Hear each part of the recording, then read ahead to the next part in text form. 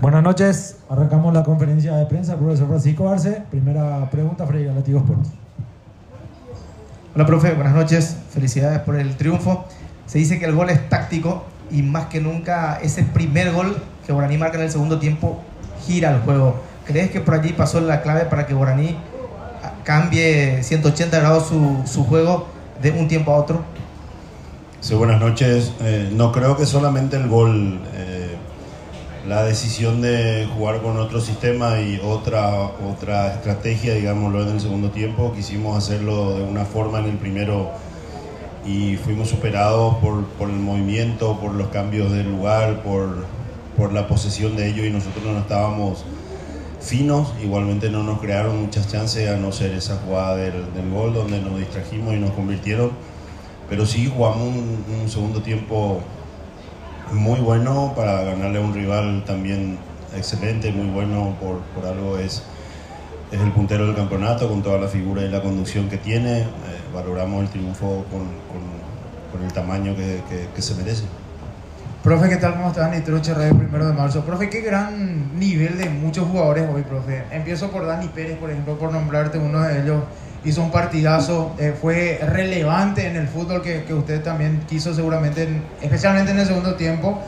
Y también algunos puntos altos más, por ejemplo, la de Cantero también, un jugador realmente muy, muy importante para su estructura, profe. ¿Qué le dijo hoy, especialmente cuando iba a ingresar en el segundo tiempo? Porque vimos un Guaraní incluso más agresivo en esa segunda etapa.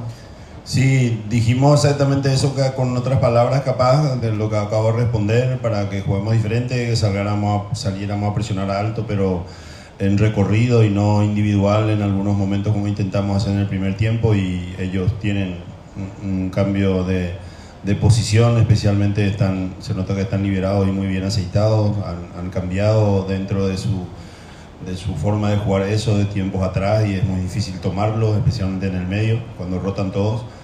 Sacamos esa situación, pusimos un punta más y directamente fuimos a presionarlo con la manera más trabajada que tiene el equipo, que es volcar y que los puntas trabajen alternadamente sobre los defensores o algún mediocampista más. Eso nos dio mayor posibilidad de recuperar más rápido y más presencia, más fuerza. Richard me parece que entró muy bien con su forma de jugar. Hacía tiempo que le faltaba un rendimiento para él individualmente y para el equipo también, que lo necesitamos mucho. Francisco, buenas noches para Fútbol a lo Grande. Te quiero hacer dos consultas. Primero, ¿cómo terminó Mansur? Atendiendo que él volvió el día de hoy y mirando que ya se viene el partido del martes ante Independiente por Sudamericana. Y lo segundo, cuando empieza el segundo tiempo, ¿qué notaste en esos 5 o 6 minutos iniciales como para decidir el cambio de Maidana por Alcides Benítez? ¿O Alcides fue el que pidió el cambio? Mansur bien, terminó sin molestias, pero normal que en algún momento del primer tiempo, porque le habíamos dado una misión un poco distinta de perseguir personal ahí por su sector, pero eso a veces cansa un poco más, estresa un poco más. En el segundo tiempo fue a jugar más de frente al lado de Luis, que son la dupla más repetida, digámoslo, de cuando jugamos así con dos puntas y dos volantes. Y lo otro sí fue un cambio para mejoría, para buscar forzar más por ahí, liberarlo más a Alexis, y Alex tiene una capacidad muy importante también de acoplarse, de juntarse con él. Ya está jugando el chico, no por la edad, no por la obligación, sino también por su rendimiento. Creo que nos hizo muy bien eso. Profe, buenas noches, Agustín Elite de Radio 1. El ingreso de Torales era para alivianar un poco las tareas que venía llevando Fer para trabajar juntos ahí en la zona ofensiva. También siempre a Fernando está viviendo un gran momento, pero obviamente le facilita mucho más para conectarse, como cuando hace con Whitney, que tienen características similares y tienen mucha técnica.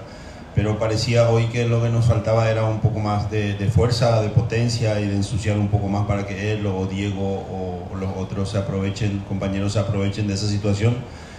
Por eso recalcaba que lo de Richard, que su tarea fue muy bien hecha, y le hicimos pedidos así muy concretos de que fuerce el juego sobre los centrales, que no se tire mucho a los costados, y me parece que eso nos benefició bastante. Buenas noches, profe, ¿qué tal? Junior Pepe Cárdenas de Deportes Unicanal.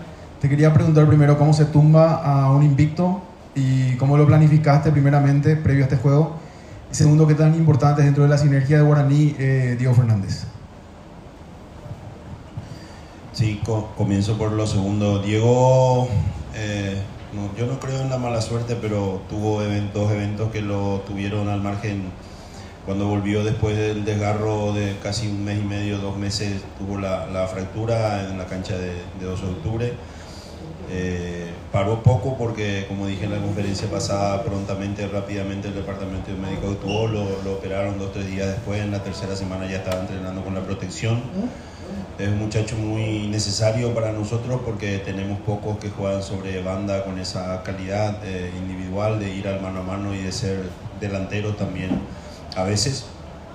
Y lo otro, preparamos así como preparamos todos los partidos, capaz que con algunas sugerencias de atención diferente por la capacidad del rival, por cómo vienen jugando, por cómo han puntuado normalmente de a 3, por eso sacaron bastante diferencia, porque nosotros también en otros partidos no supimos hacer eso. Sabíamos que teníamos que trabajar muchísimo porque son, obviamente, por lejos yo creo que el mejor plantel y el equipo que mejor juega, porque desde que llegó Sergio Pato creo que le dio esa diferencia en equipos anteriores, que la libertad en el medio, la rotación. Hoy no jugó Sanabria, pero cuando juega Sanabria y se juntan todos son muy peligrosos, por eso lo planteamos así el primer tiempo. Sufrimos poco, pero nos hicieron correr mucho, por eso también justamente en el segundo tiempo hicimos el cambio de plan para poder jugar, forzar más y que nosotros tengamos probabilidades de convertir, así como gracias a Dios ocurrió en la última parte del partido.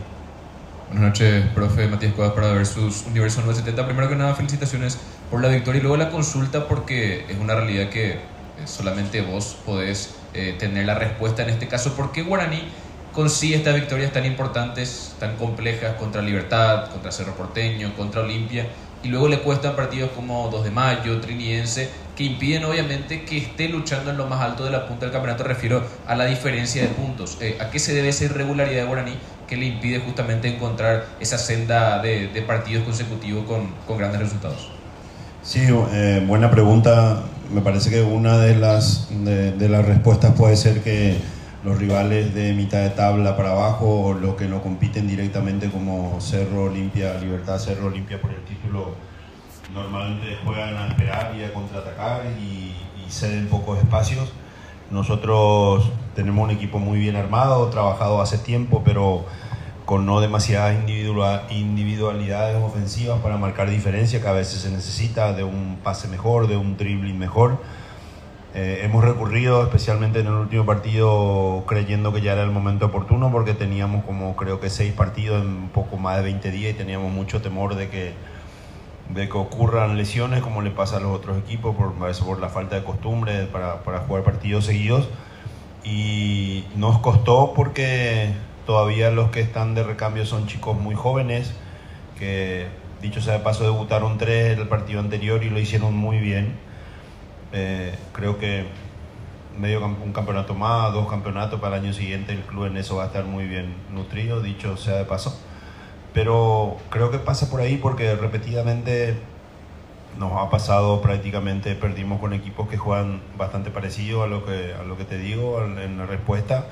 Perdimos con Ameliano, perdimos con Recoleta, empatamos con Temetario y perdimos con Trinidense, perdimos el último partido. Pensé que el último partido fue más parejo, más abierto, porque 2 de Mayo jugó de manera un poco distinta como venía jugando. Pero es un tema a tratar y de buscar la alternativa o las variantes o la forma de jugar la siguiente vez que enfrentemos a un rival con esas características. Profe, Willy Mendieta estaba en el banco hoy. ¿Pensaste que ingrese en algún momento dado, o cuando se acomodó el partido dijiste, bueno, vamos a dejarle a Willy que se recupere bien para el martes? Y lo otro, lo de Diego Fernández, también hago referencia a lo que decía el colega, pedirle a Ferfer en ese momento el penal, habla muy bien también de él porque era un penal caliente. Sí, lo de Willy fue programado. Hacemos, no siempre normalmente, pero yo le expliqué antes del partido. Yo personalmente, capaz que no en la mayoría, pero yo tenía bastante temor de de ponerlo hoy y perderlo para el martes. El martes obviamente va a arrancar, va a jugar. Sí pensamos en algún momento, casi entró, pero después, así como decís, cuando ya el partido se acomodó y pasamos a tener ventaja y ellos comenzaron a jugar con pelotas largas, nos pareció que no era tan necesario y sí tener gente más rápida como Víctor o sacadores de pelota como Juan y que tú pases a jugar de lateral derecho. Y lo otro me dijiste que... Y lo del penal, él está nombrado como segundo y Fernando como primero, ahora con esta salida lastimosa de Gaspar. Yo le pregunté y me dijo que no, penal más era fuerte, dice, o sea, tengo más de 100 goles se agrandó un poco ahí, bro, sin penales, pero dio bien, o sea, yo justo le dije, hablaba Mariano, yo está ahí Ferfer, pero tuvieron la conversación, él obviamente tiene esa nominación de que si Fernando no quiere, no puede o no está, que él sea el encargado de patear. Finalizamos la conferencia de prensa, profesor.